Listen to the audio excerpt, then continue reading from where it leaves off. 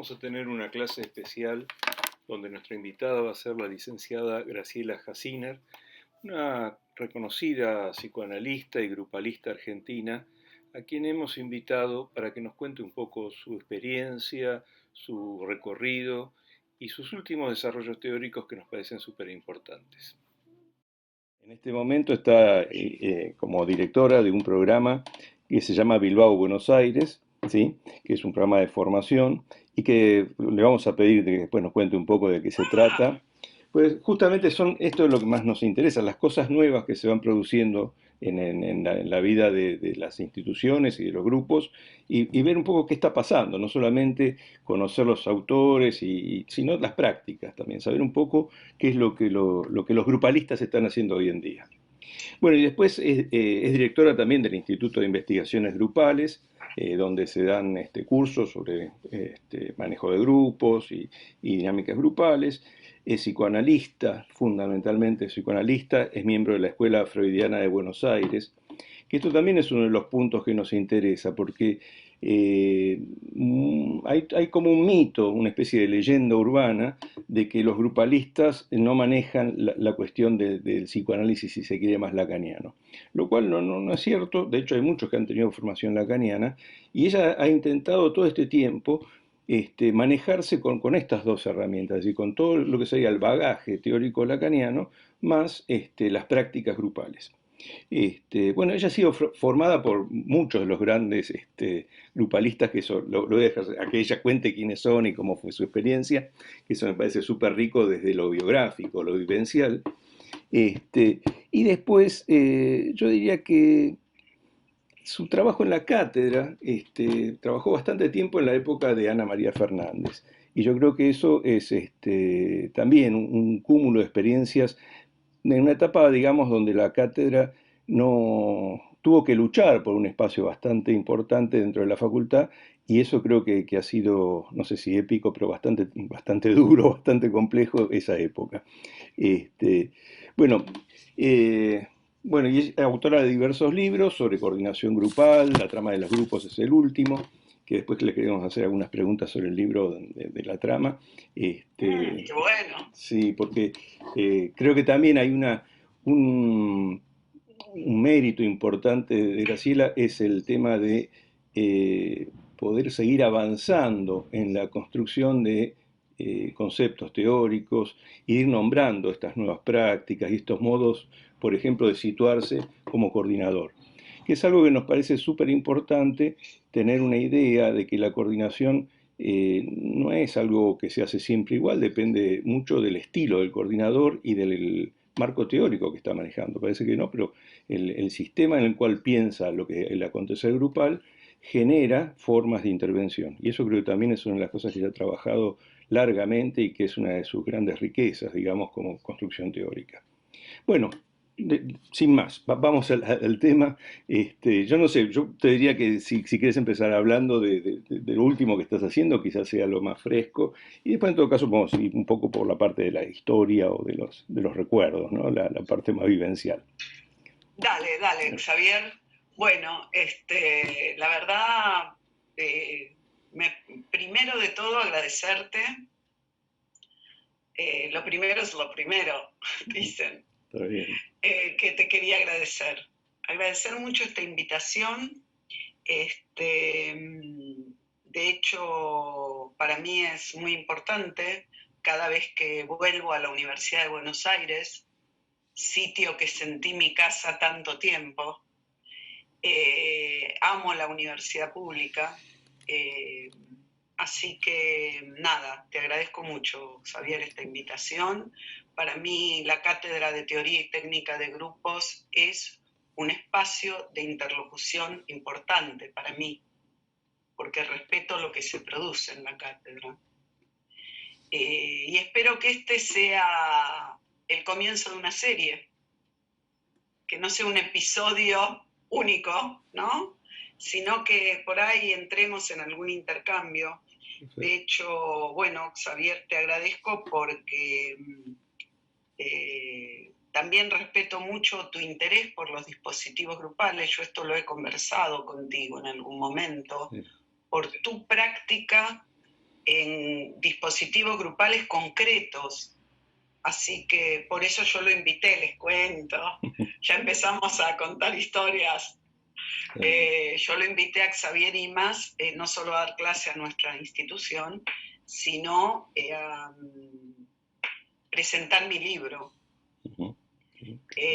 Para mí me parecía que Xavier, conduciendo en este momento esta cátedra, exactamente, ahí alguien lo puso, y con su interés por grupos concretos de trabajo, lo que yo llamo grupos, no lo grupal, sino los grupos, ¿no? Ahí también ya, si me quieren preguntar, vamos a avanzar. Bien, así que les agradezco.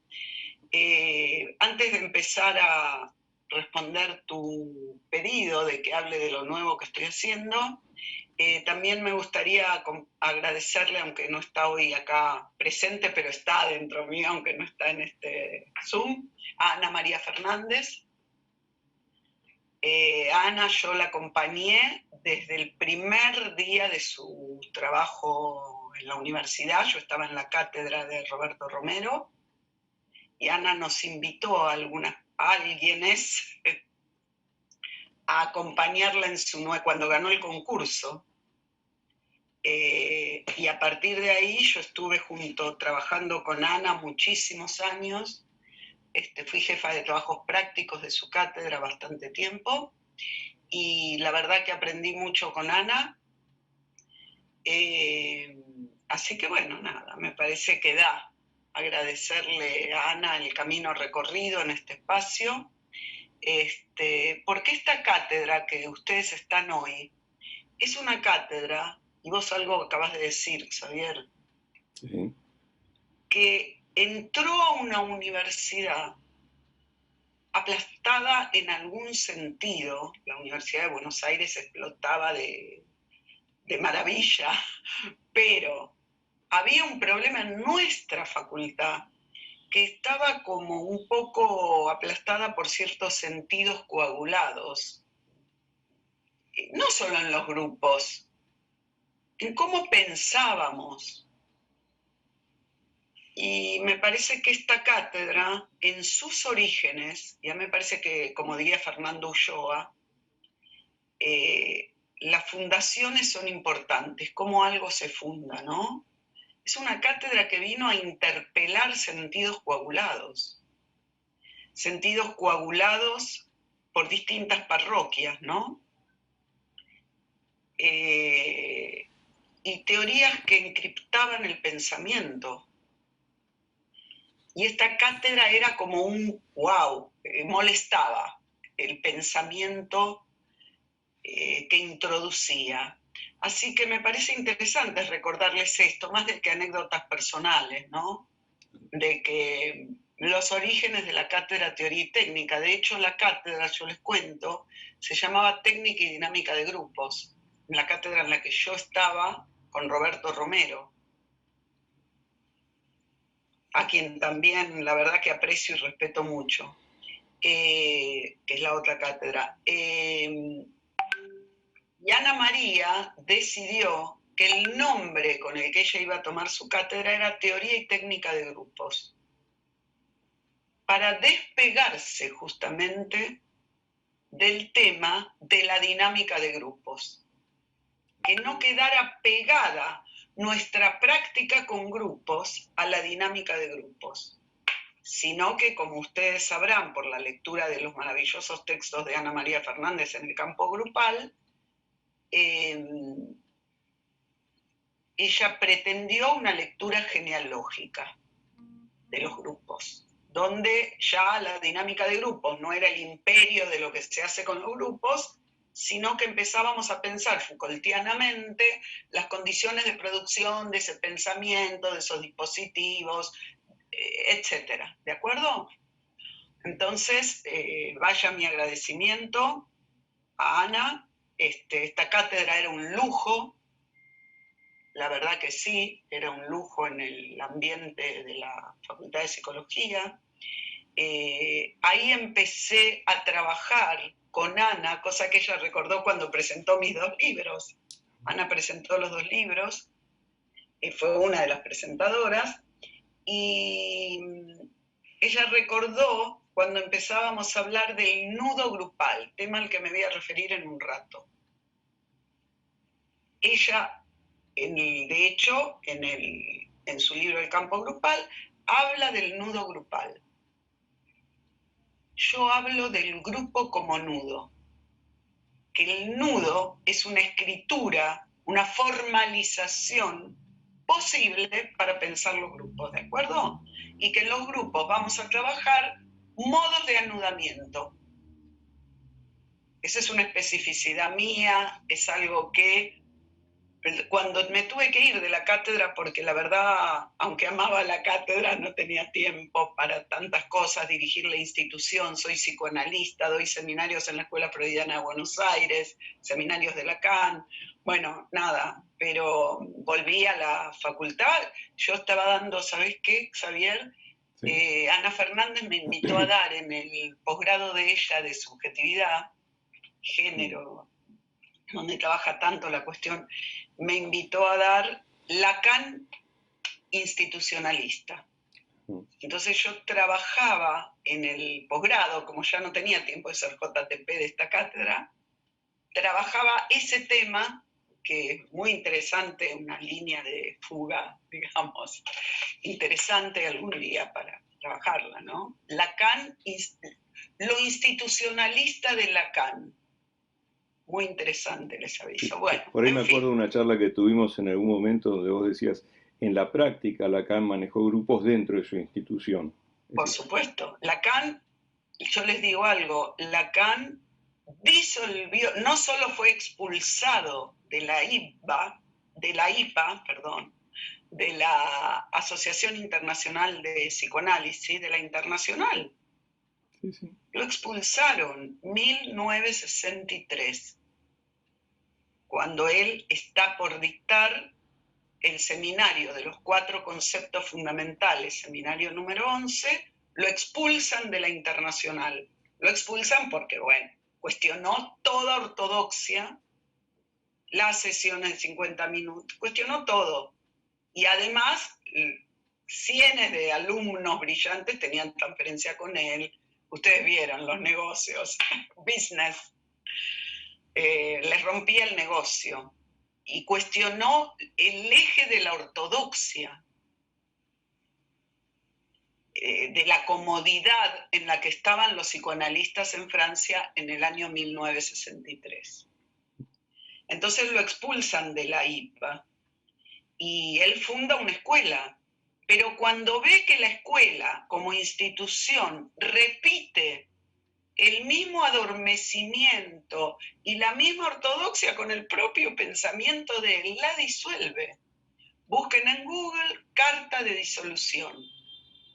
Hay, o en los otros escritos de Lacan, él explica por qué disuelve su escuela. ¿Por qué? Porque otra vez triunfaba lo instituido y no lo instituyente. Él estaba en diálogo con Foucault. Foucault iba a sus seminarios, de hecho. Foucault, Deleuze, Derrida, Guattari. ¿Con quién discutían? Con Lacan en París. Entonces él disuelve su escuela y la nueva escuela que funda en París, una vez que la disolvió y dijo para alumnos, para discípulos, alumnos como, ¿quién les puede decir? Dolto, era un alumno, discípulos de primer nivel, Didier Ancier, todos eran alumnos de él. Entonces él disuelve la escuela y se le ocurre que para la fundación de su nueva escuela crea un dispositivo grupal llamado cártel, que si hoy tenemos tiempo, encantadísima les puedo contar de qué va. Por ahí algunos de ustedes lo conocen. Siempre pensé que sería un dispositivo muy interesante para trabajar en la universidad, el cártel. Pero así que después, si quieren, nos referimos al cártel como dispositivo inventado por Lacan. Después vieron cuando hay parroquia, los psicoanalistas lacanianos, muchas veces, entre los que me cuento, pero lamentablemente no pertenezco a la parroquia del pensamiento, dicen no, los grupos son obscenos. Ese es el triunfo del individualismo, sería. Pero bueno, podemos ver cuál es el mambo al respecto. Yo, en síntesis, quiero decir que esta cátedra, y con Ana Fernández a su cabeza, o a su costado, como quieran, producía una ética, no solo pensamiento, sino una ética. Y bueno, nada, la verdad que era un lujo pertenecer y fueron años muy queridos para mí. Bien, invitábamos a Tato, invitábamos a Hernán, a Marcos Bernard, a gente realmente de aquellos tiempos apasionada por el trabajo de los grupos. También les agradezco a los docentes de la cátedra y a los alumnos y a la gente de afuera, a los alumnos que están hoy acá y a la gente de afuera que está hoy acá. Veo caras, bueno, no solo de España, que acabo de ver 2, creo, sino a gente de afuera de la universidad, porque ese es un Moebius que creo que enriquece a la universidad en tiempos de tanta endogamia, ¿no? También veo que hay profesionales del dispositivo Pavlovsky, acabo de ver, y además Fede Pavlovsky manda muchos saludos, Federico Pavlovsky, el hijo de Tato, y no pudo estar hoy porque tenía compromisos laborales, pero veo que hay profesionales del dispositivo que trabajan con Fede Pavlovsky. Así que bienvenidos también, que estén acá, que hagamos este cruce, ¿no? Interesante. Bien. Uno diría cruces en lo real que producen efectos de cruce en el pensamiento. Y eso es lo que a mí me interesa en el trabajo con grupos. Bien. Les propongo que, como yo creo realmente que el ratito que estemos juntos, lo vamos a hacer entre todos, yo creo en la producción de los colectivos. O sea, parto de una idea que me donó mi querido maestro Pillon Rivière, de que los colectivos humanos pueden producen lo nuevo, y a veces hay que saber leerlo, la producción de lo nuevo, aunque solo sea un matiz. Quienes trabajamos con grupos e instituciones y comunidades, etcétera, ¿verdad? Hay que poder leer ese trazo separador, ese matiz de lo nuevo. Así que creo en la producción de los colectivos y creo que este rato que estemos juntos lo vamos a hacer entre todos, así que les pido que participen, que se desmuteen. Amo el bullicio de los grupos. Se los dice una psicoanalista que trabaja con muchas horas con pacientes por día, pero no es lo uno o lo otro, son distintos modos de escuchar, leer e intervenir. Bien, también sería mi deseo, pero sé que algunos de ustedes no podrán por cuestiones de trabajo o demás abrir las cámaras. Me parece que los grupos online son una especificidad que estoy investigando en este momento. Uh-huh. Tenemos muchas consultas. A mí me hacen consultas. La verdad que tenemos lista de espera de consultas desde el año pasado, de universidades del país. Yo trabajo en el país, en el exterior, bueno, en fin.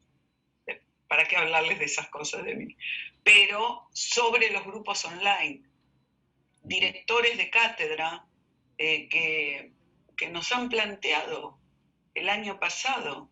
Hemos hecho, gente honesta, ¿no? Una evaluación de lo que hemos hecho y nos parece un fracaso para nuestras expectativas de distintas provincias del país, ¿no? Y entonces empezamos a trabajar el tema, bueno, pero ¿cómo darle vida a un grupo online? ¿Cómo trabajar con ese grupo? Bien, nombré a mi maestro Pichon Rivière y les diría que cómo no honrar en un espacio público a Pichon Rivière, a quien considero realmente mi maestro. No quiere decir que lo repita, de hecho te cuento, Xavier, que mi primer libro fue producido en el seno de esta cátedra. Lo escribimos Mario Boronowski, que era el adjunto de la cátedra, con Marcelo Persia, era Ana Fernández titular, Marcelo Persia y Mario Boronowski, adjuntos, y bueno, la que suscribe, jefa de trabajos prácticos, y con Mario Boronowski escribimos juntos el libro Para pensar a Pichon.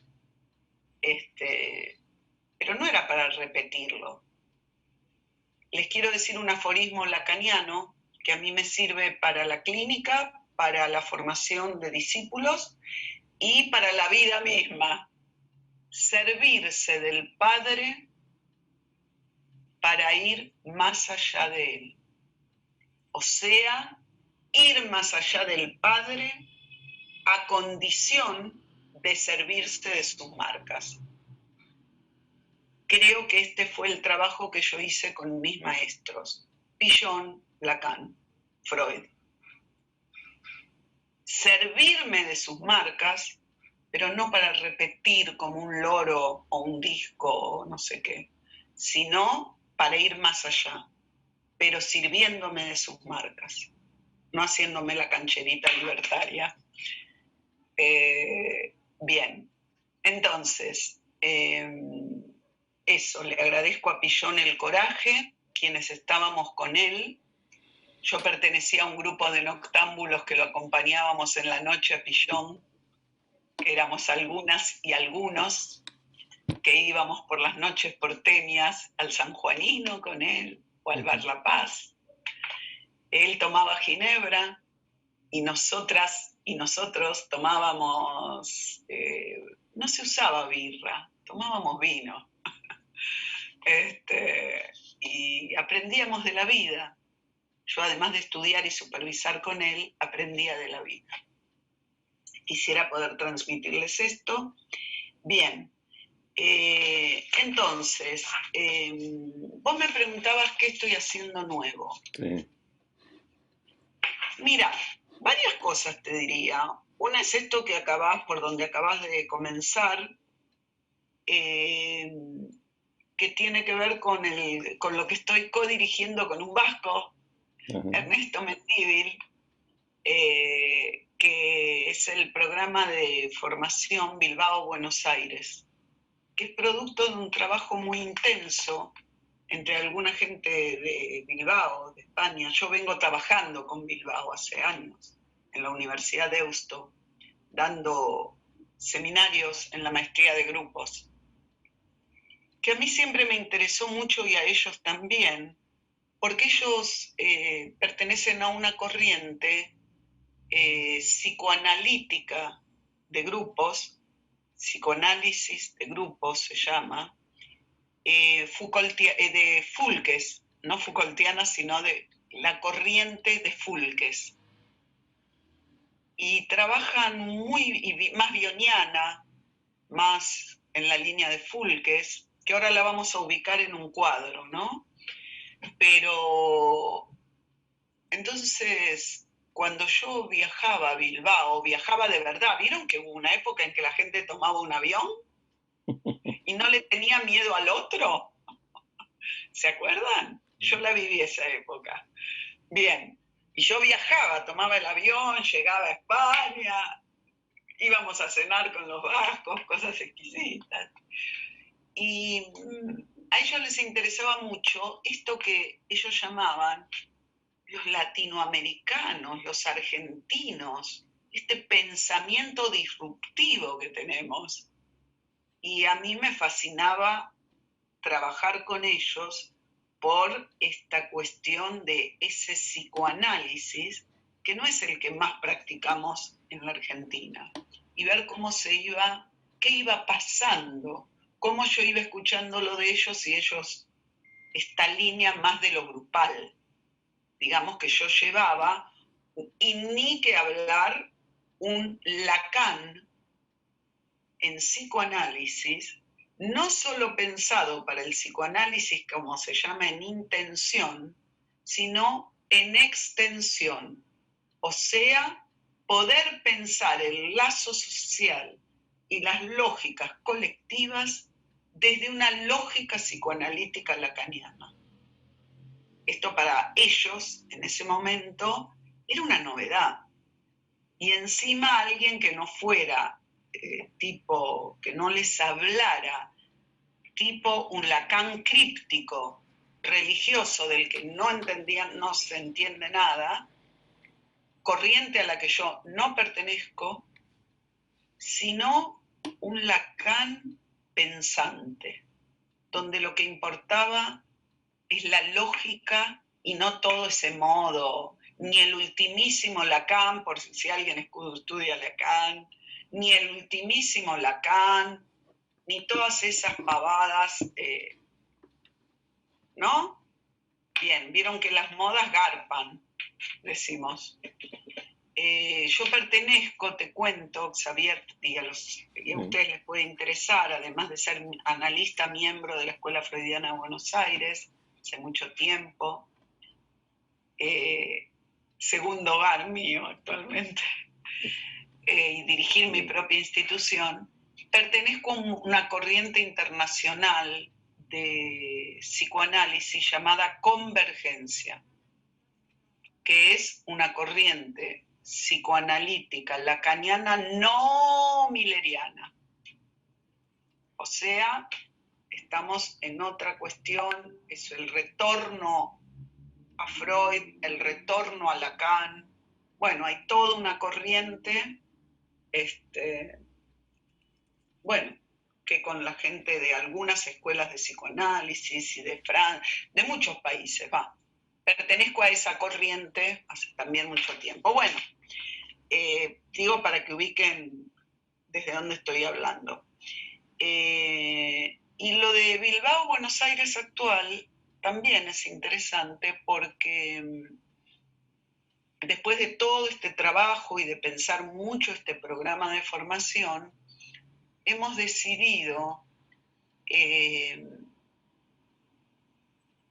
formar gente que trabaja con grupos en su práctica cotidiana, la mayoría psicoanalistas, algunos psiquiatras, psicoanalistas, trabajadores sociales de Europa, ¿no? Algunos en general son europeos, creo que de hecho por ahí vi algunos, o chilenos, argentinos, uruguayos, pero la mayoría europeos,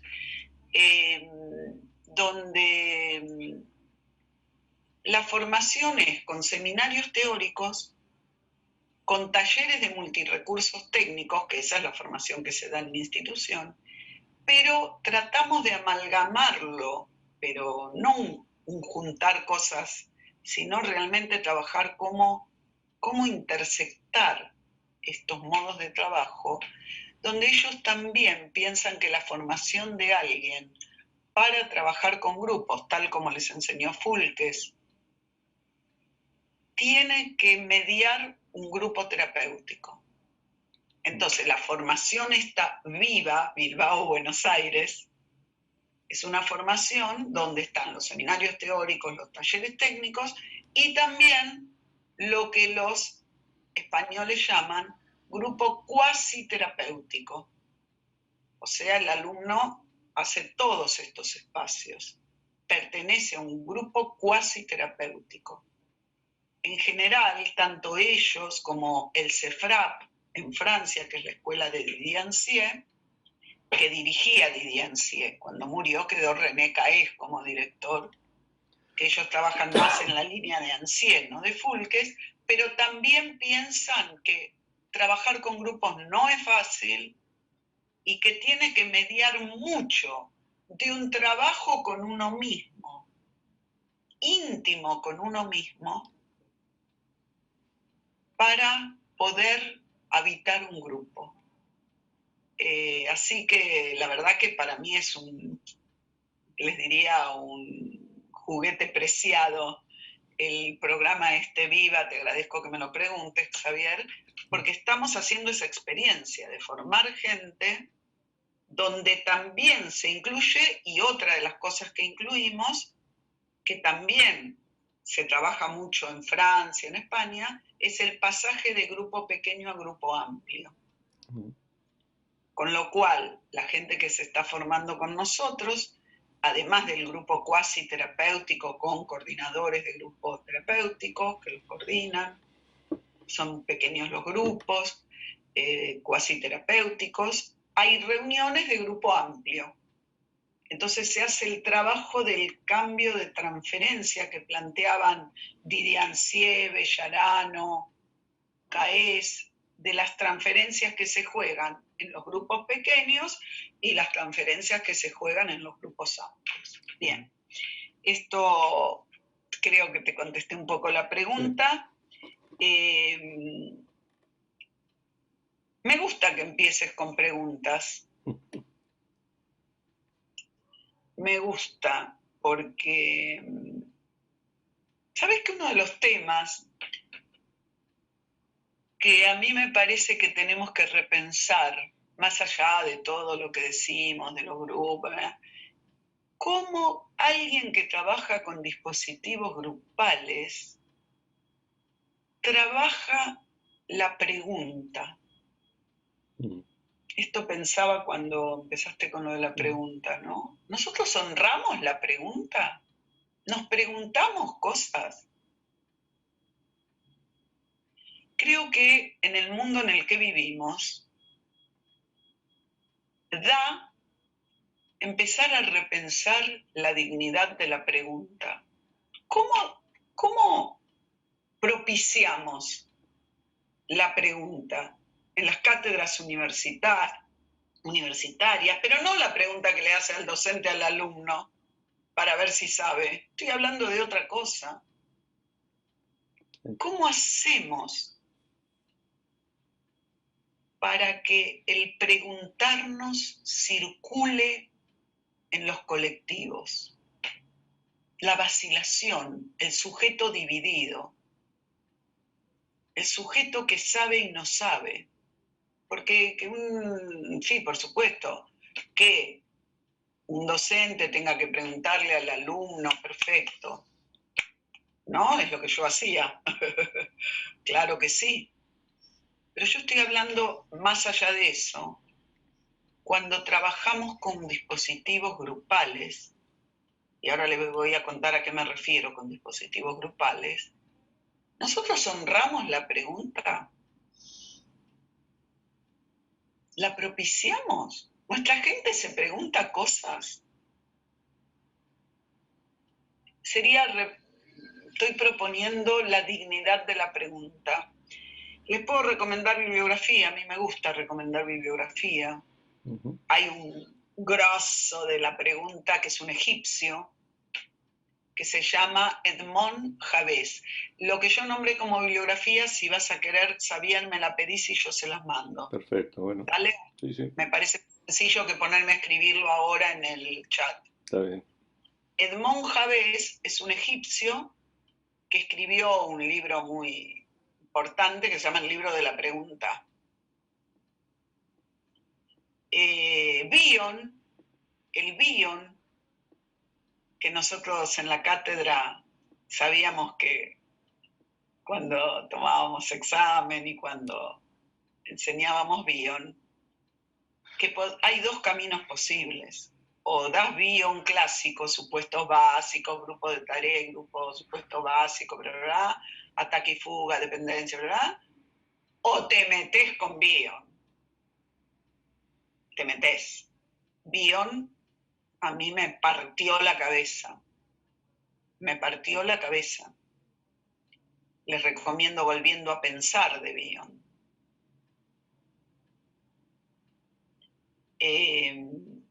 Y Bion, ¿por qué les nombro Bion respecto de la pregunta? Porque Bion dice que en los grupos, respecto del mito de Edipo, que todos ustedes conocen, el mito de Edipo, ¿quién no conoce? Cualquiera. Mi tía, que no sabe nada de grupo ni de psicoanálisis, dice, vos sos psicoanalista, trabajás con eso del Edipo. Claro, tía, le digo, dale. De eso sabes vos, le digo.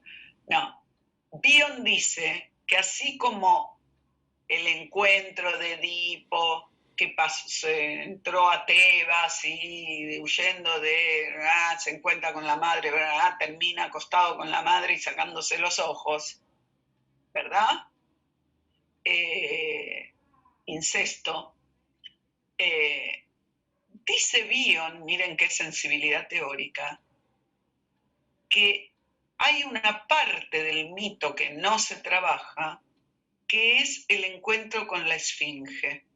La pregunta que le hace la esfinge a Edipo es, ¿quién es el ser que camina primero en 4 patas, después en 2 y después en 3? Los viajeros, esta era la peste de Tebas, no podían entrar a Tebas. ¿Por qué? Porque era una pregunta de vida o muerte, dice Bion. La pregunta de la esfinge era, como dice el mito, de vida o muerte. No acertabas la pregunta, la esfinge te tiraba al precipicio. ¿Cuántos hoy en día nos volvemos esfinges? Entonces, el desafío era ese. Edipo se enfrenta a la esfinge, acierta la pregunta, la respuesta, y le dice el ser humano, cuando es bebé en 4, cuando es grande en 2, y cuando es viejito con bastón en 3. La esfinge se suicida, se tira al precipicio, Edipo entra triunfante a Tebas, colorín colorado, lo que viene después es la tragedia. Bion, un gran psicoanalista, se detiene en la sutileza de que a veces la respuesta a la pregunta es mortal. Habla de la soberbia de Bion, lapsus segundo del día, de la soberbia de Edipo, o sea, la soberbia de querer tener la verdad. La verdad a veces es la verdad total es el anticipo de la tragedia. No se lo olviden en estos tiempos que corren. Querer tener la verdad absoluta y dar las respuestas absolutas y no vacilar, dice Bion, puede estar anticipando la tragedia. Bien, entonces honrando la pregunta. Bien,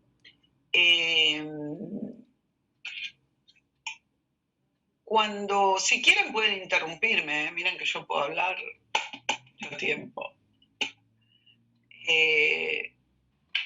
Les voy a intentar transmitir de qué estoy hablando en grupos donde hay un coordinador, no grupos autogestivos. Los grupos autogestivos son maravillosos, toda la práctica que está haciendo esta cátedra, pero lo que yo investigué es, de hecho, los alumnos salen muchas veces de la facultad. Cuestión que yo trabajaba con la psicopedagoga de la facultad de psico en esa época, ¿no? Y trabajan con grupos en lo concreto. Van a los hospitales, a los centros de día, a las instituciones, a las escuelas.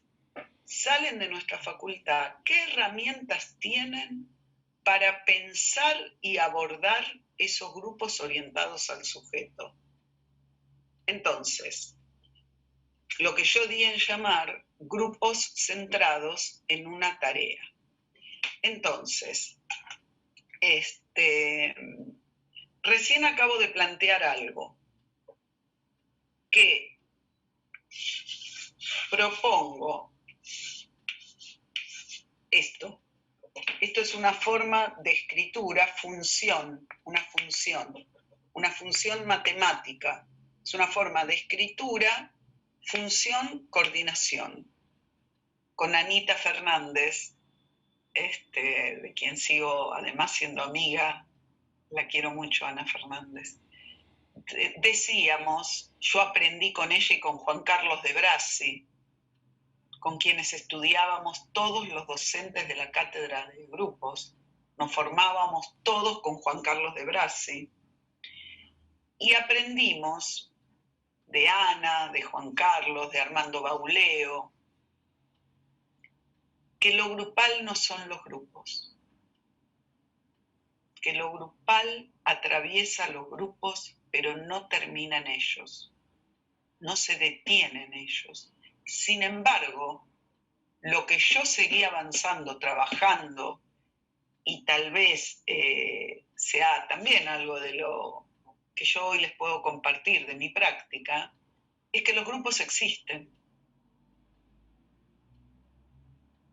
Lo grupal, como postura, digamos, epistémica y no óntica, me permite pensar qué hacemos con los grupos, más que qué son los grupos. Es un modo de pensar, es un modo de trabajar, pero yo fui avanzando en todo este tiempo en investigar grupos, dispositivos grupales, pero les quiero decir con qué especificidad, pequeños grupos.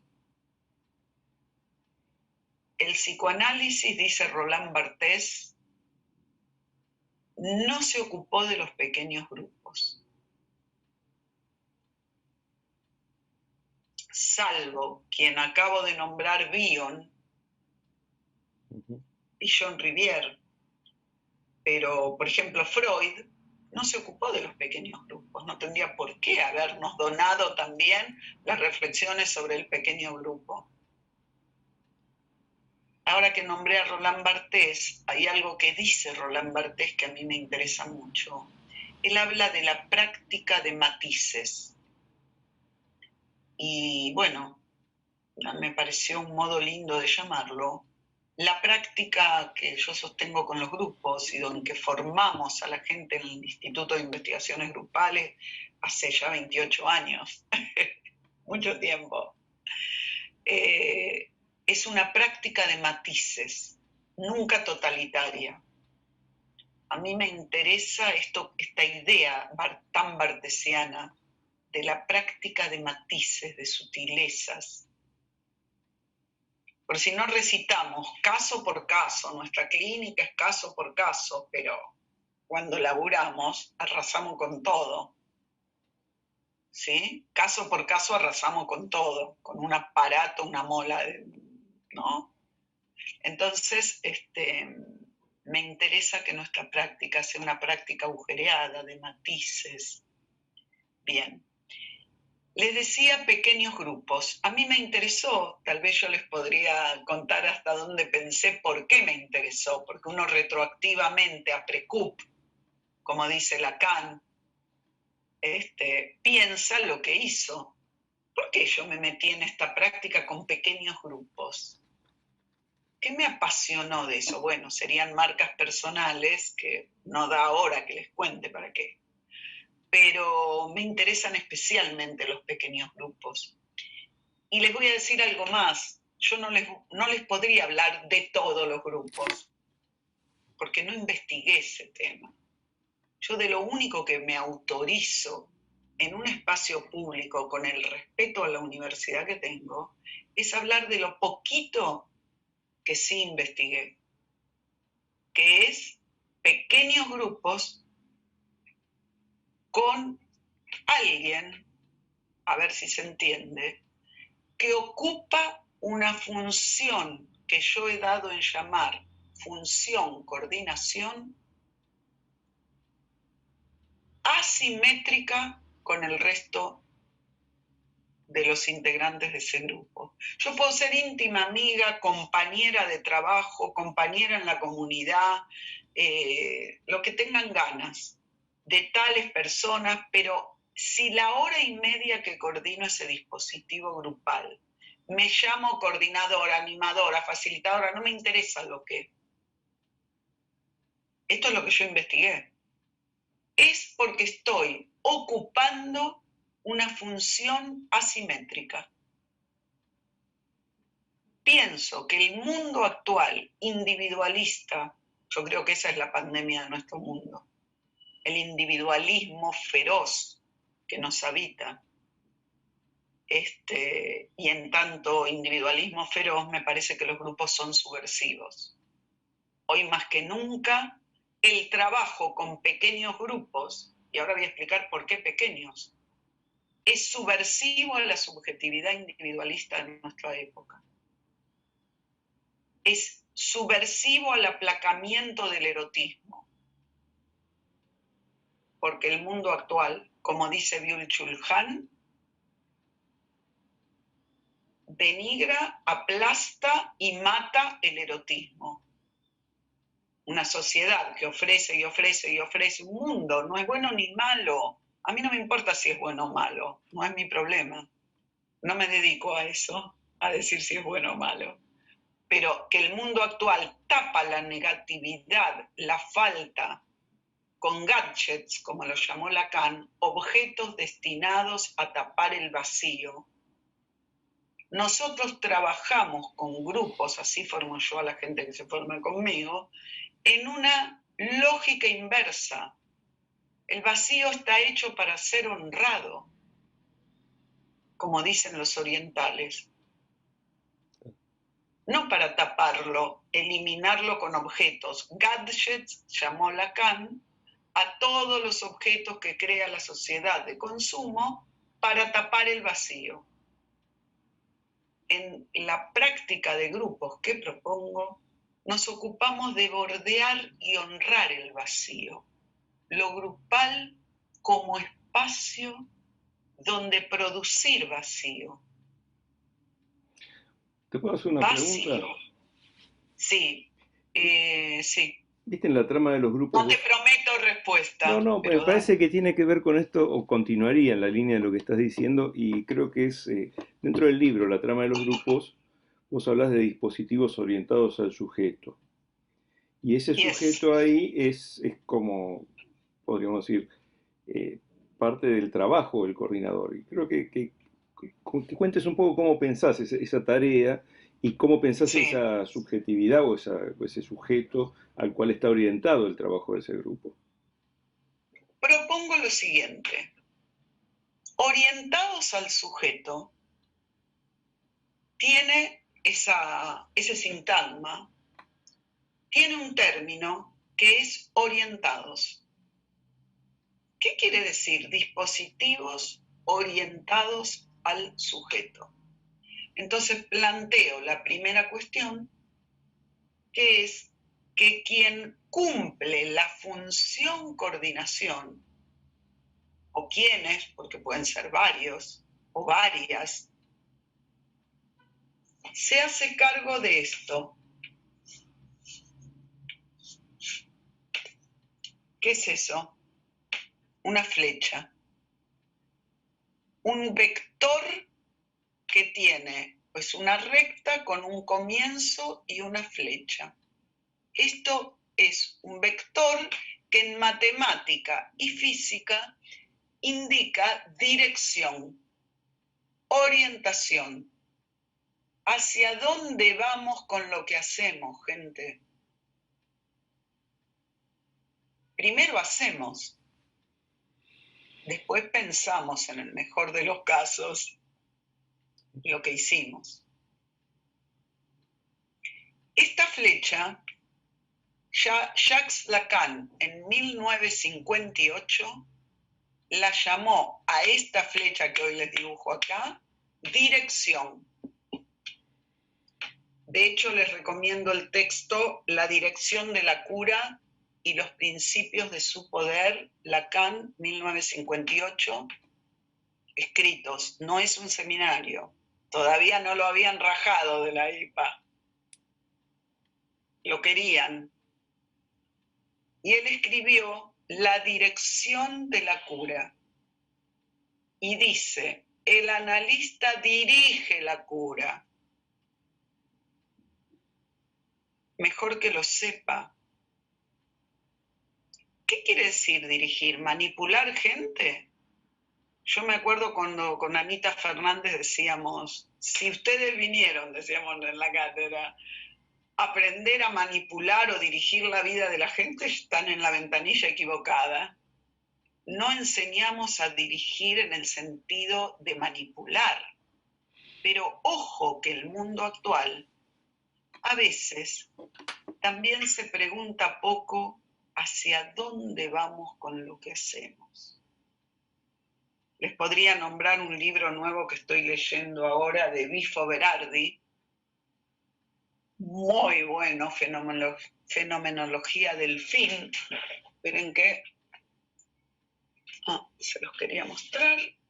Es el penúltimo libro de Bifo Berardi, que se los recomiendo para esto de hacia dónde vamos con lo que hacemos.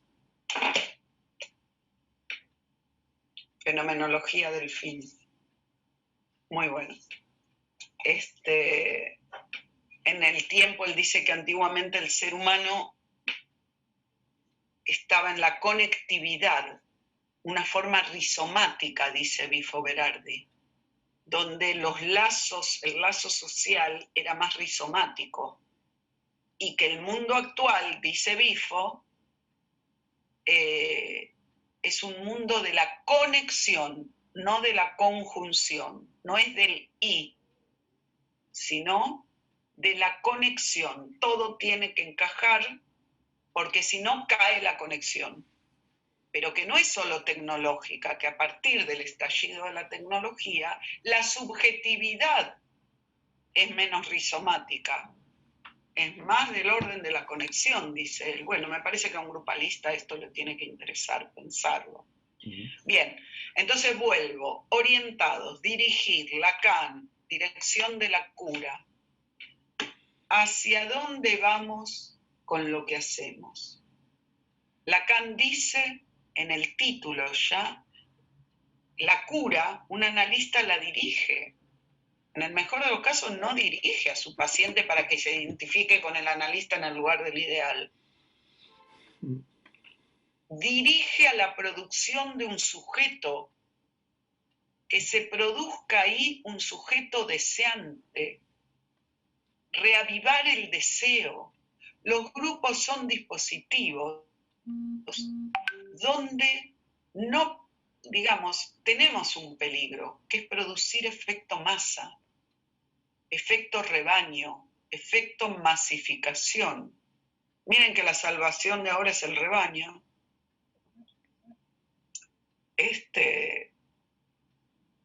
Efecto masificación.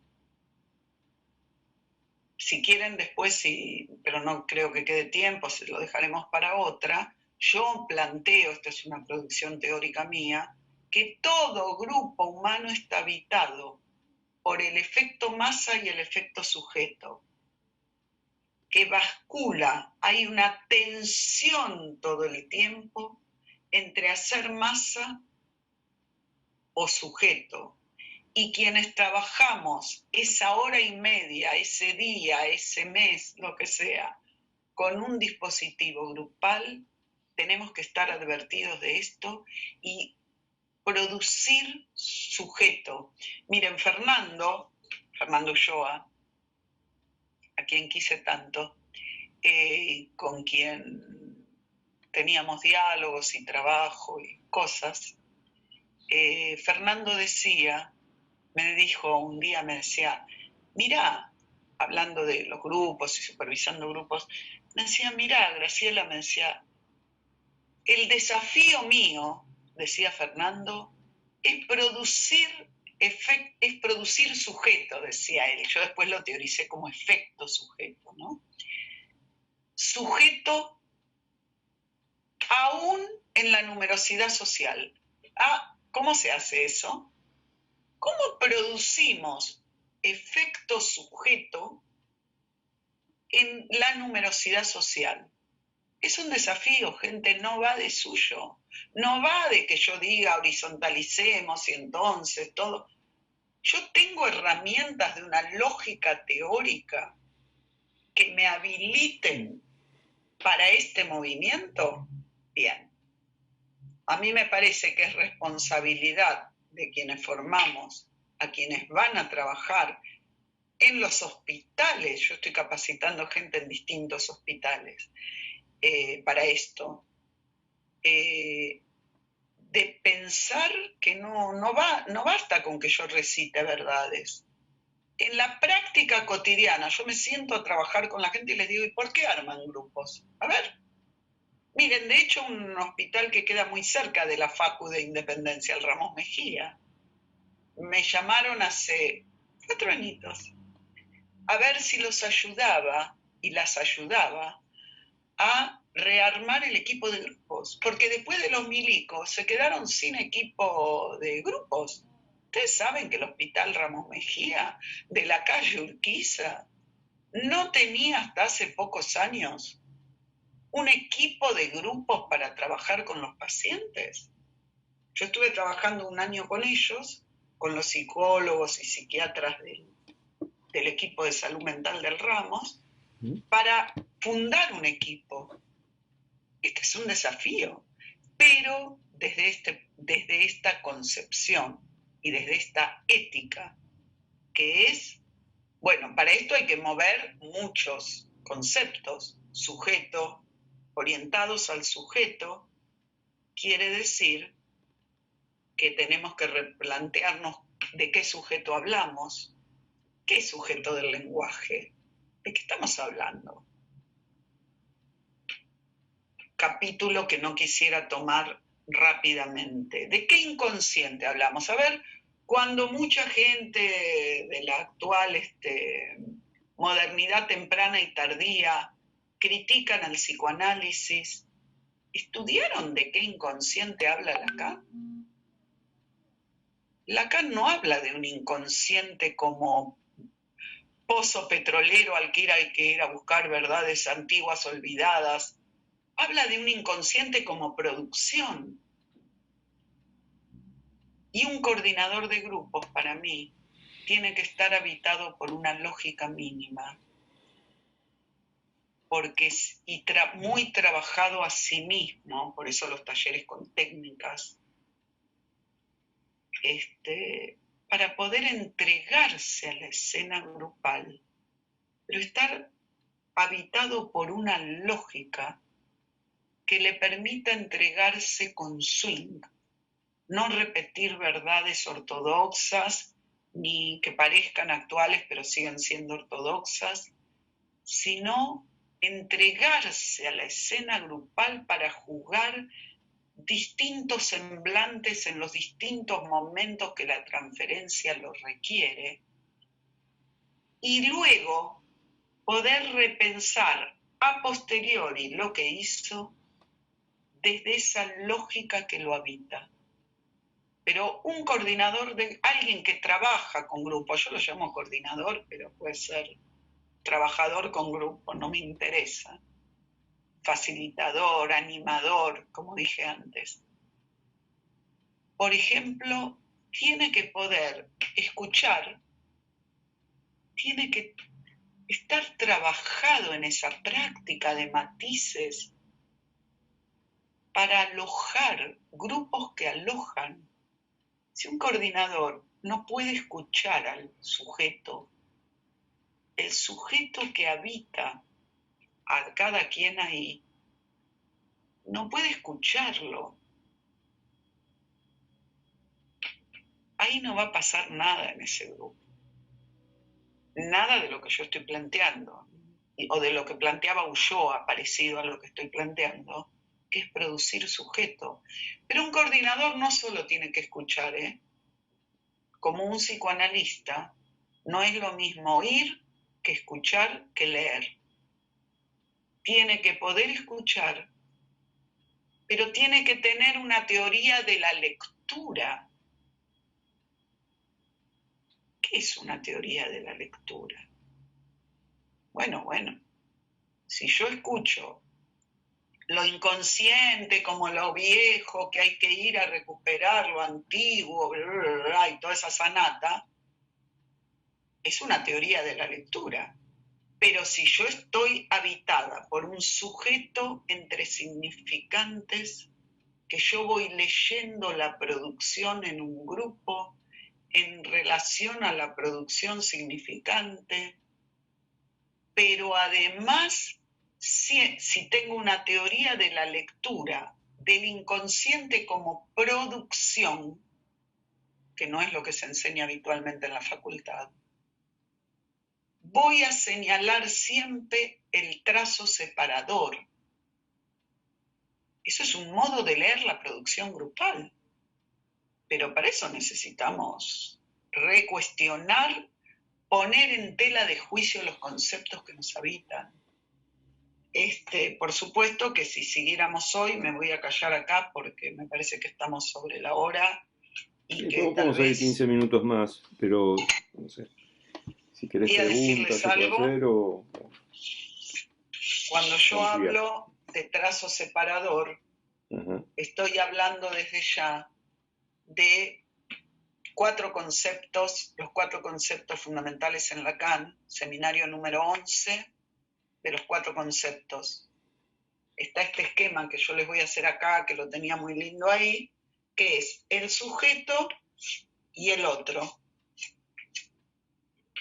El sujeto y el otro.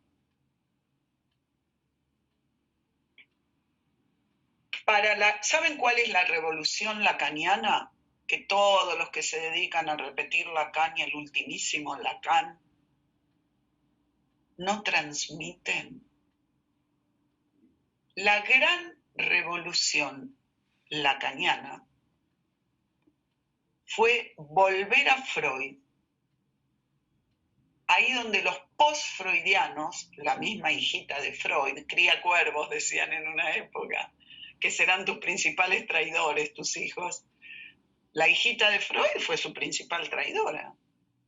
En tanto fundó una línea de trabajo de la autonomía del yo, no del sujeto dividido. Yo autónomo, libre de conflictos. ¿De qué hablamos? Que es la base de la psicología norteamericana y del pragmatismo americano. O sea, traicionó a su padre. Lacan envió sus misiles a la hija de Freud y a todo el movimiento de los post-freudianos, y la gran revolución lacaniana, ¿cuál fue?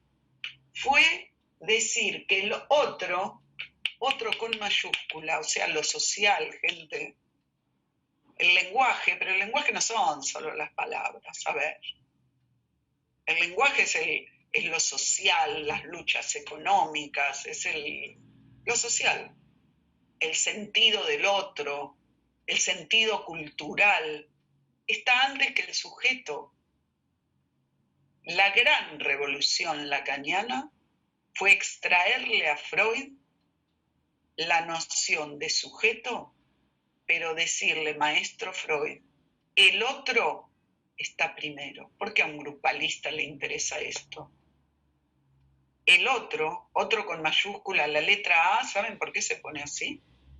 Porque en francés, autre se escribe autre, o sea, la letra A. Yo le pondría acá el otro con mayúscula, da lo mismo, o A. ¿De acuerdo? Esto es otro, el universo de sentidos a los que producen a este sujeto. Entonces, ¿qué dice Lacan? Sujeto se produce en el campo del otro. El sujeto se produce acá. Esto es una bomba al individualismo. Es la muerte del individualismo esto. Porque acá ya hablamos de sujeto, no de individuo. Es un sujeto que sabe y no sabe, pero que no es dueño de sí mismo, porque es efecto del campo del otro que está primero. En el mejor de los casos, lo que en un movimiento de retroacción, ¿se ve esto que dice acá? En un movimiento de retroacción, el sujeto va a producir lo propio, el trazo singular, separándose del otro. Pero no es que yo nací individualista y después van a venir los buenos de la dinámica de grupos, que tiene que ver con los post-freudianos. La dinámica de grupos es a una teoría de los grupos lo que los post-freudianos es al psicoanálisis. Así lo pienso yo. No es que somos individuos que después va a venir la dinámica de grupos a juntarnos con otros. Esto es una concepción absolutamente diferente. No podés pensar así, además hacer dinámica de grupos. Por algo Ana tuvo la brillantez. No lo pensaba así todavía, pero fue una gran... de cambiarle el nombre a la cátedra. Teoría de grupos, no dinámica de grupos. Dinámica de grupos nos deja de la mano del pragmatismo americano, que no es ni malo ni bueno, es un primer momento epistémico en el trabajo con grupos Foucaultianamente hablando. Ya todo eso no se los voy a recitar porque lo deben conocer. Pero yo estoy planteando algo que el sujeto se produce acá, que el sujeto es un efecto. Entonces, y que en el mejor de los casos, el efecto sujeto, ese sujeto al que están orientados los dispositivos, es un trazo separador. Pero separador, ¿qué quiere decir? Al interior del grupo, pongamos, producir un trazo propio. Bueno, lo que les cuento es que la dirección, esa flechita, en la que yo propongo el trabajo en grupos, es inversa entonces a la dinámica de grupos, como lógica teórica y como ética. ¿Por qué inversa? La dinámica de grupos piensa individuos, no sé cómo los pensará, autogestados, no sé, individuos que hay que juntar, que pueden contratar, firmar contratos. ¿Vieron el individuo? La loa al individuo, que es responsable del contrato que firma. Ahora ya ni hay contratos para firmar. Pero bueno, lo que estoy planteando es una lógica inversa. Un modo de trabajo donde primero vamos a fortalecer, operando desde esa función coordinación, vamos a propiciar de algún modo que inventemos cada vez, pero apoyados en nuestra lógica teórica y en nuestra ética, vamos a inventar, ¿qué cosa? Vamos a propiciar y fortalecer el tejido grupal, lo común. De lo común, de acá, iremos a lo singular, porque pienso que el sujeto es efecto de lo común. Entonces yo no hablo de individuos, como les dije, ni de individual, sino que propiciamos el efecto sujeto fortaleciendo primero ese tejido colectivo, ese tejido grupal que habita en cada grupo. ¿Qué es leer lo grupal y una teoría de la lectura? Y bueno, yo cuando me siento a jugar la función, puedo ir hacia un lado o hacia el otro, gente. puedo propiciar el efecto masa, entonces tendré seguidores, aunque recite lo contrario, ¿eh? Miren que yo conozco gente que trabaja con dispositivos grupales, que yo la conocía teóricamente, y por supuesto criticaría el efecto masa. ¿Qué es el efecto masa? Freud, psicología de masas y análisis del yo, todos los sujetos a la misma distancia del líder. Efecto masa. El círculo es la mejor representación de lo que Freud plantea en 1920, el líder, y todos se identifican con él. Ese modelo es la base de las peores tragedias de la humanidad. Si no, fíjense el Führer. Y hay es la otra cara del individualismo, es la masa. Lo dice Lacan esto, no yo. Lacan pensó que estamos en un problema. Lo pensó en 1970. Proposición del 9 de octubre para quienes son seguidores de Lacan. Lacan anticipa que como la otra cara del individualismo es la masa, o sea, el rebaño, o sea, todos pensamos como el líder y somos seguidores del líder, y el que piensa distinto se cae del plato, no son el tipo de grupos que producen sujeto. Pero esto es una ética de quien coordina. Entonces Lacan dice en la proposición de octubre de 1967, la pueden googlear, proposición de octubre de 1967, dice, ojo, porque la humanidad tiende a la segregación. A Lacan le preocupaba tremendamente la segregación como destino de una humanidad neoliberal que, con una sociedad de consumo y una tecnología que en esa época, imagínense, todavía era nada, pero que ya había preocupado a Walter Benjamin, lo preocupaba Lacan. O sea, la amenaza es la segregación. ¿Por qué? Lacan no era tonto. Porque si esto avanza, el que piensa un poquito distinto y piensa actualmente, cae del plato. Se cae del plato. Va a ser segregado. El individualismo es la otra cara de la masa. Me parece realmente que en esto que estoy planteando, los pequeños grupos son una salida.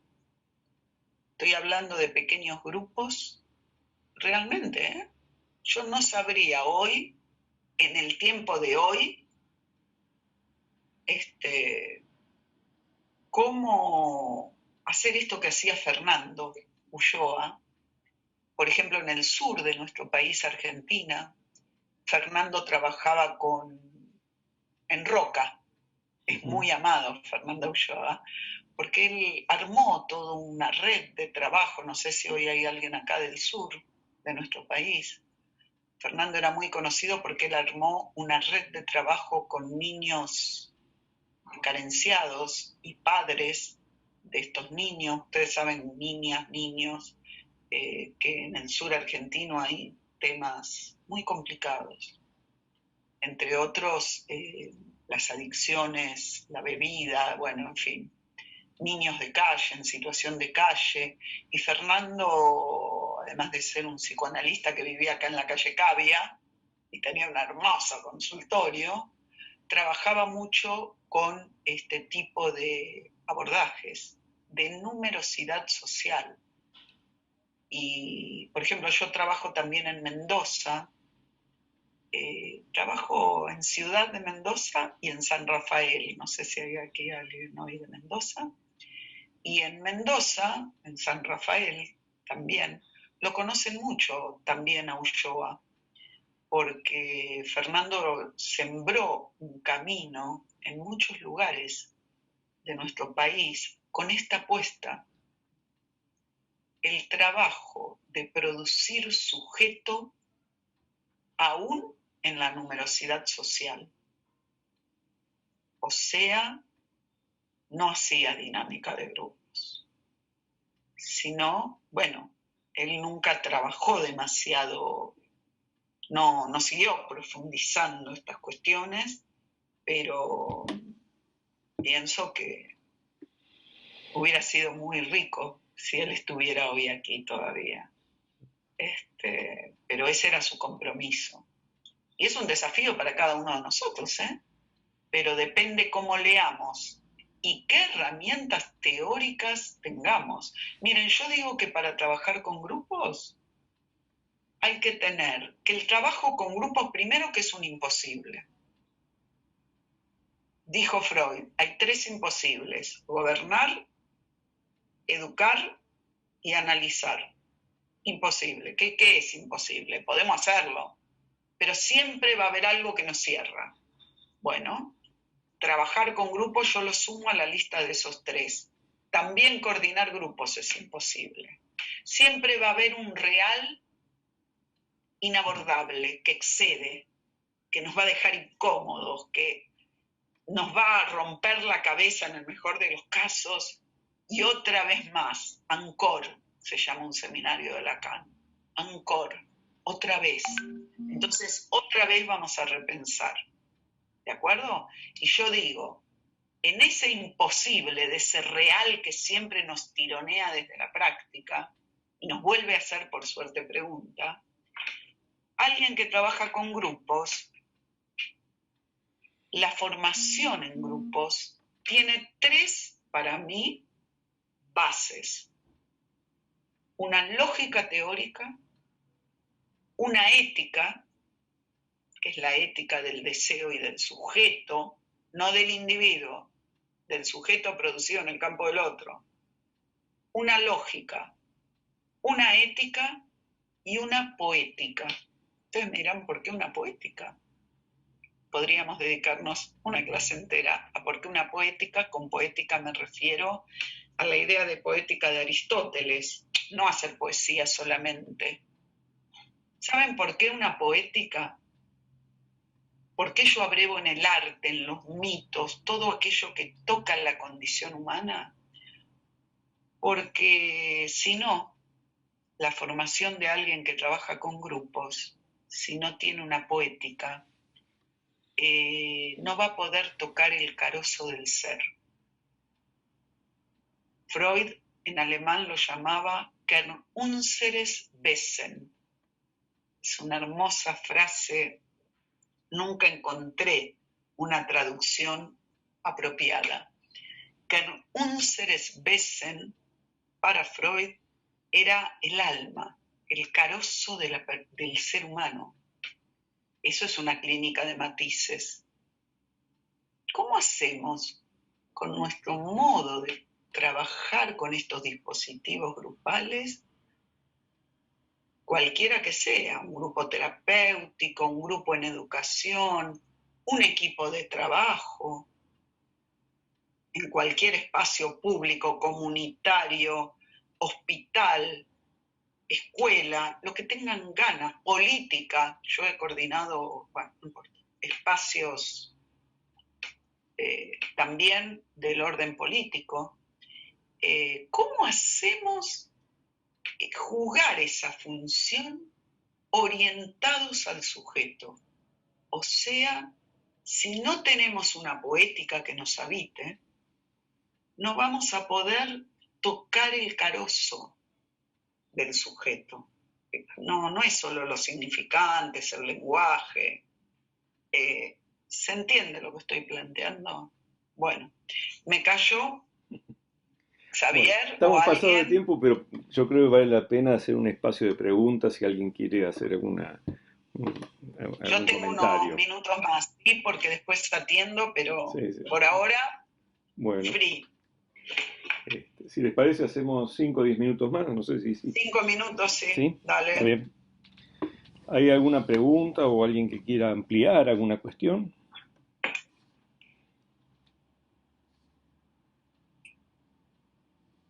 Hola, Graciela. Hola, Evelyn. Buenos días. Quería aprovechar que te tenemos acá, para agradecerte el espacio y después para preguntarte si tenés alguna reflexión en torno a esta virtualidad y la relación que tiene con los grupos o lo grupal. Interesante tu pregunta. ¿Alguna otra? Así circula la palabra entre ustedes. Gracias.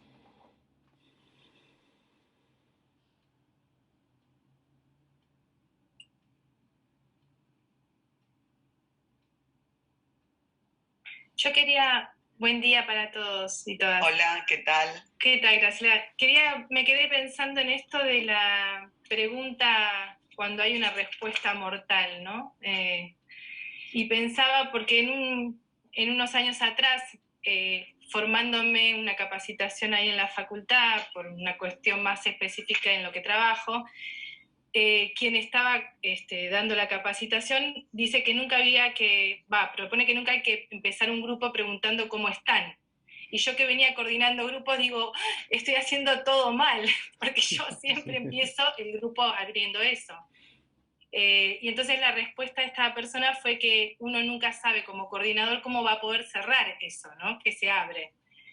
Y estaba pensándolo por este lado, ¿no? Como el deseo de nosotros como coordinadores, al iniciar una reunión, ese deseo de ese día, de esa reunión, ¿no? Además de pensar en la dirección de la cura, en esto del deseo como profesionales, ¿no? Que estamos apostando ahí, este deseo de si empezamos ya pensando que tenemos que cerrar, ¿no? Como que poder pensar esto de abarcar todo como respuesta, ¿no? Esto me quedé pensando. Gracias. Qué lindo lo que decís. En los minutos que quedan voy a entonces tomar por ahora las dos preguntas / comentarios. Grupos online. Ya les dije que estoy investigando el tema. Les quiero compartir 2 cuestiones que estoy investigando. Primera, ¿cómo le damos vida a los cuadraditos? ¿Ustedes creen que es fácil?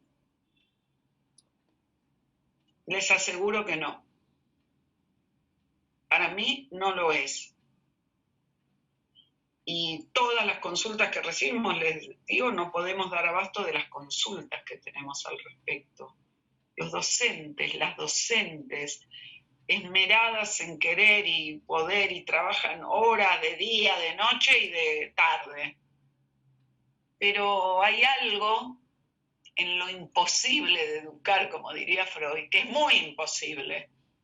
Les está haciendo muy difícil. Están haciendo un trabajo, muchas y muchos, la verdad, a veces hasta frustrante, les diría, porque no va de suyo. En mi experiencia, hay que tener demasiada formación para poder trabajar con grupos online, porque es una especificidad.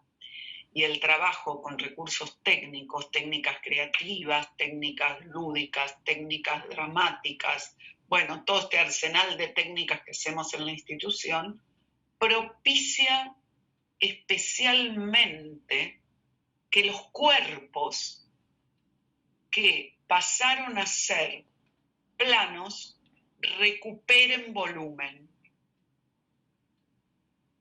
Hay un tema con el cuerpo en que yo estoy trabajando. Yo estoy trabajando 3 temas en grupos online.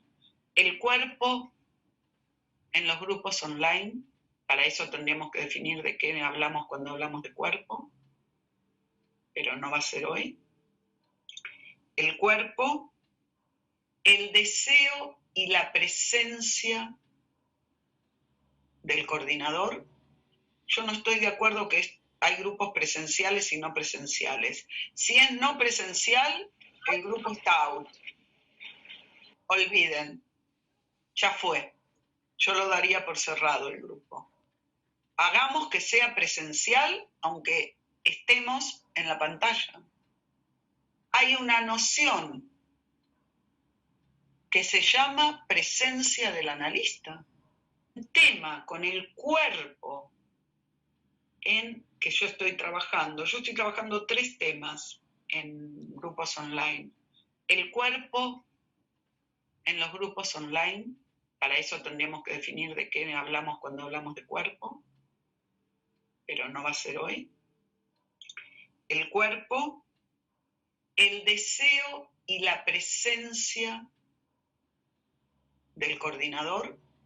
Yo no estoy de acuerdo que hay grupos presenciales y no presenciales. Si es no presencial, el grupo está out. Olviden, ya fue.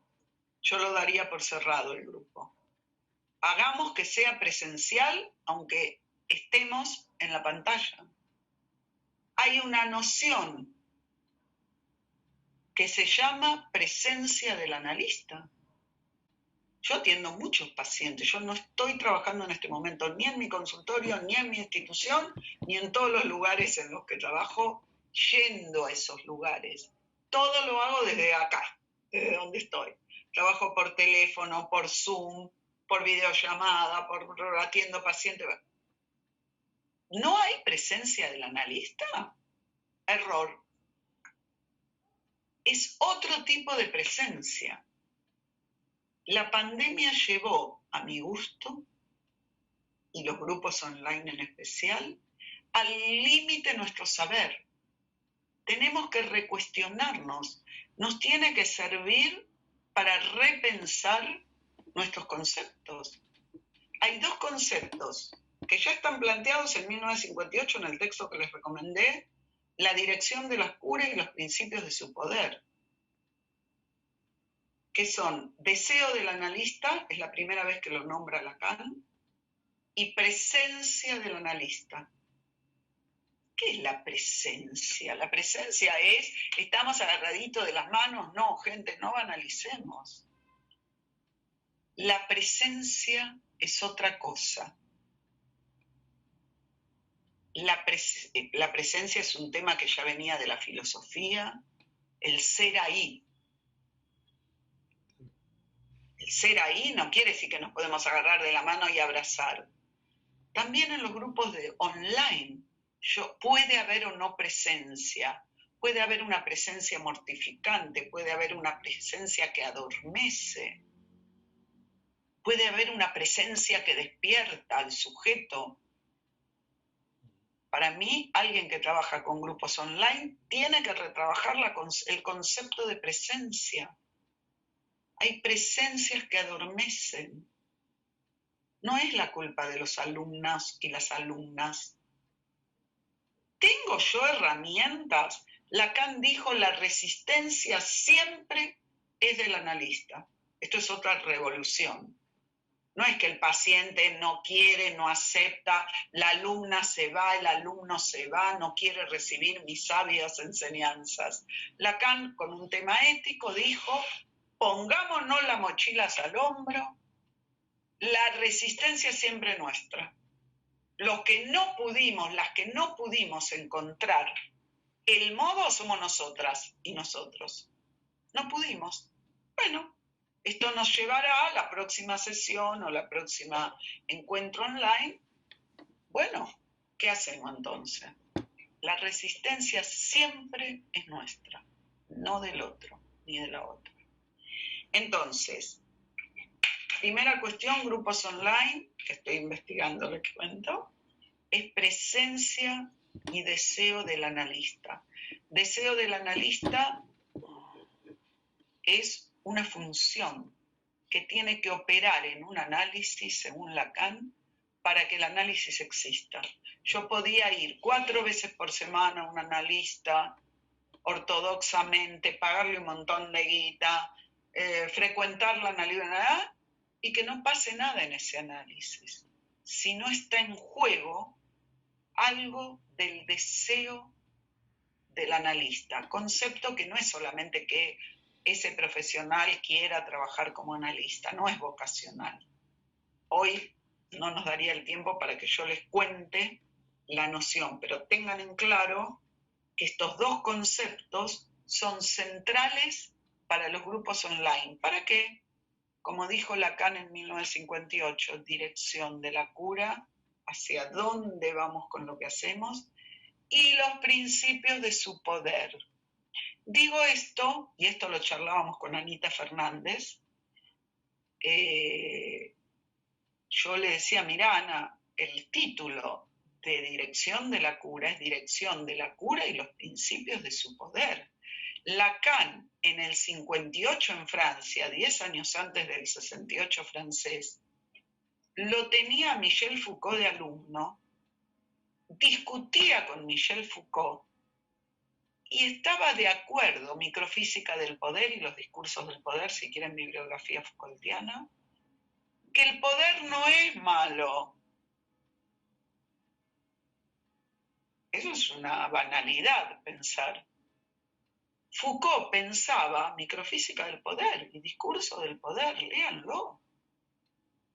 Que tener poder no es autoritario y poder arbitrario de manejar al otro. Dice Foucault y dice Lacan, poder es poder hacer, es la potencia de poder hacer. Si un analista no tiene esa potencia de poder hacer algo en esa dirección de la cura, aunque el paciente vaya 4 veces por semana, no pasa one. O sea, frecuentar a un analista no es analizarse. Sería mi conclusión humilde. Me parece que quienes trabajamos con dispositivos grupales y mucho más online, tenemos el poder de hacer, la potencia de hacer. Bien. Deseo, presencia, les decía. Otro tema es el narcisismo que se pone en juego en estos grupos donde todos miramos nuestra propia imagen y el integrante mira su imagen todo el tiempo. El integrante y el coordinador. Gente pulsión escópica, de nuevo, Lacan. Hay algo ahí que no podemos hacernos, no sé, al menos mirar para otro lado. Hay algo que está en juego en los grupos online del orden de la mirada que produce efectos.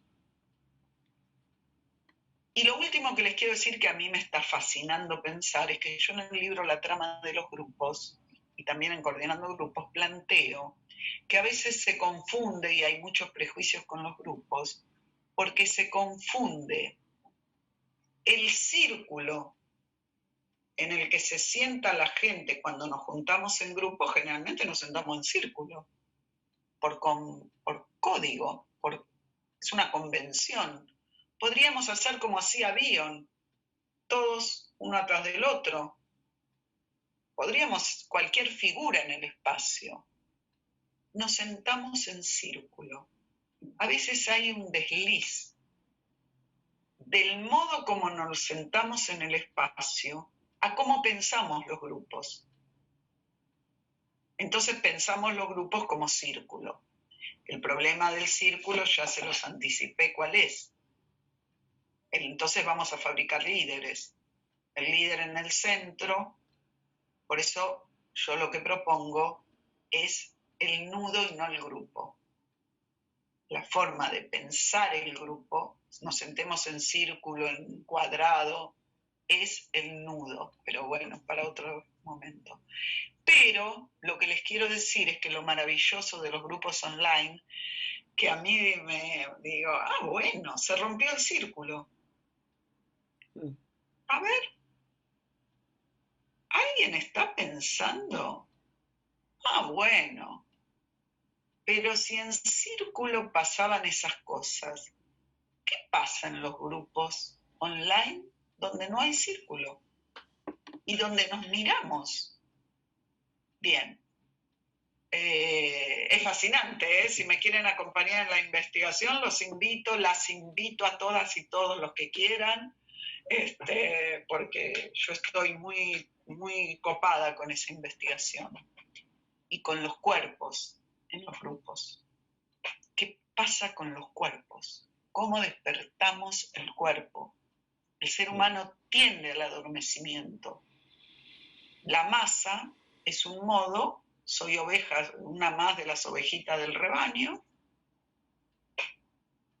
acepto, voto, toda la postura del otro, en un adormecimiento mortífero.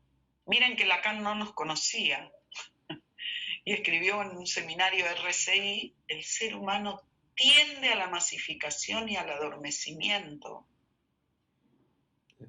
Bueno, yo en los dispositivos grupales apuesto a despertar al sujeto, a propiciar que ese colectivo se autodespierte, que nos despertemos juntos. No es que yo los voy a despertar, por favor. Bien. Bueno, gente, no sé, Xavier, ¿qué pensás? Yo qué sé. Por ahí es disonante con lo que trabaja. Estaba pensando en la poética, ¿no? Es decir, la idea de la metáfora y el poder que tiene la metáfora. No solamente en la construcción que uno puede hacer en el análisis, sino en lo conceptual. Y a mí me encanta la idea de trama. Te cuento por qué. Porque la trama en algún punto tiene que ver con el tejido. Sí, permiso que voy a agarrar algo para tomar esto que estás diciendo. Dale, sí te escucho. Que la trama, el grupo va tramando, va tejiendo algo. Hay una producción que va tejiendo y que nunca para, siempre se está tejiendo eso. Y la palabra trama me suena a tramar también. ¿Qué trama el grupo, no? Es decir, ¿Qué trama el grupo? Qué lindo lo que decís, Xavier. Sí, pues, para mí me parece que es como que se confabulan para llegar a esa tarea, a esos objetivos que se plantean, a lo que el grupo desea, digamos, si uno pudiese juntarlo como un deseo, como un conjunto de deseos que tienden a algo, ¿no? Es decir, que... Y nosotros somos acompañadores. A mí me gusta pensarlo como acompañadores orientadores. O acompañadores orientados, jugando esa función, no ese rol, no es lo mismo función que rol. Me gusta lo que decís de la trama. También una novela tiene que tener trama. Exacto, algo va pasando, ¿no? Algo sucede en la novela. Algo va, eso, la potencia de que pase algo. Sí. Miren, cuando dijiste lo de la trama, yo soy una loca por el tema de la trama y el entramado. ¿Y qué va tramando un grupo? ¿Qué se va tramando? Se va tramando. Claro. Se va. Ese colectivo que va tramando. Yo hice muchas visitas a lugares donde en nuestro país se tejen telares, porque fui a aprender con las tejedoras de telares mapuches en el sur. ¿Cómo tejen los telares? Me compré libros de telares y me compré telares. Esto que ven acá. Mira. Sí, este es un telar mapuche. ¿Se ve el dibujo? Sí. Sí, hermoso. Esto es la urdimbre. Toda tejedora de telar sabe que para que haya esto, las figuras grupales, tiene que muy delicadamente saber hacer esto, la urdimbre. De hecho, hay un libro de Philippe Julian que se llama La urdimbre y la trama. La urdimbre y la trama. Este es otro, este es muy bello, esto me lo compré en el sur el año pasado. Bueno, tengo muchos telares, pero las tejedoras de telares, lo primero que me explicaban es, tenés que saber tejer, poner la urdimbre, tiene que haber un límite, un cuadro, donde vos puedas poner la urdimbre. Y entonces solo si la urdimbre está instalada, se tejerá la trama, con su belleza, sus figuras. Tal es así que yo, bueno, hice todo este recorrido por el norte argentino, el sur, los telares. Bueno, en una época era acumuladora de telares, me encanta. ¿Por qué? Porque estoy pensando hace muchos años a los coordinadores como instaladores. De hecho, si se fijan en el libro La trama de los grupos, que es mi último libro, van a ver que hay un capítulo que se llama instalación. Yo planteo que hay tiempos lógicos, no cronológicos como la dinámica de grupo. Cronológicos son del reloj, apertura, desarrollo y cierre. Eso la verdad que estuvo muy bien para su época, pero me parece que estamos en otra lógica. Tiempos lógicos, no cronológicos. Y que el primer tiempo en un grupo es la instalación. La instalación es una operatoria de intervención del coordinador. Yo puedo alegremente decir, en una quimera o en un paradigma de horizontalidad somos todos iguales, ¿verdad? Me saqué un problema de encima. O me lo puse peor, porque no es fácil. Yo, como trabajo con pequeños grupos, donde está desde el vamos planteada la función asimétrica, me tengo que hacer cargo de pensar una lógica de las intervenciones. Eso es de lo que puedo hablar. Todo lo demás, por supuesto que he estado en todo lo demás y estoy, pero no lo investigué. Entonces, quiero transmitirles algo importante de poquito, no todo y más o menos zaraza. Recomiendo leer el libro, lo leí atentamente, es un libro que realmente tiene un montón Hiciste una linda lectura del libro. De costados, digamos, tiene muchas facetas. Y pensaba que todo esto que estás hablando, que lejos que está de un rebaño, ¿no? Es decir, es otra cosa. Es otro funcionamiento de lo grupal que es más productivo en algún punto. Esto del poder creo que tiene que ver con eso. Bueno, te agradezco mucho porque ya estamos recontrapasados de tiempo. Sí, sé que da para 4 o 5... Abro un Zoom para una paciente de muy lejos. Bueno. Bueno, y cuando quieran y si quieren en algún momento, encantadísima, cuentan conmigo, vemos, será un gusto, te agradezco nuevamente, Xavier, les agradezco a todos y bueno. No, por favor. Muchísimas gracias a vos porque realmente se siente que estás compartiendo toda esa cosa que estás viviendo mientras vas haciendo. Bueno, muchas gracias y espero que nos veamos pronto. Chao. Saludos. Chao, saludos. Chao.